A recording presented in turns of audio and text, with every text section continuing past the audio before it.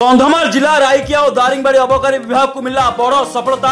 गंजेई चोरा चालान बेले माड़ी बसला अबकारी विभाग। सूचना अनुसार एक बोलर 42 केजी गंजेई नहीं दारिंगबाड़ी गंजाम जिला सोरडा को चोरा चालान बेले कौनसी प्रकार खबर पाई राइकिया अबकारी विभाग और दारिंगबाड़ी अबकारी विभाग सिकिकता निकट में बोलर पिकअप भ्यान को काबू करथिले। अभियुक्त को गिरफ्त करी 42 केजी गंजेई सह एक बोलर पिकअप को जबत करने सह अभियुक्त को गिरफ्त करी कोर्ट चालान करछि अबकारी विभाग। अभियुक्त जनक बालीगुड़ा सिंदिरी गाँव बाहाद मलिक बोली जना पड़ी। जहाँ आसुछि आउ एक बड़ खबर।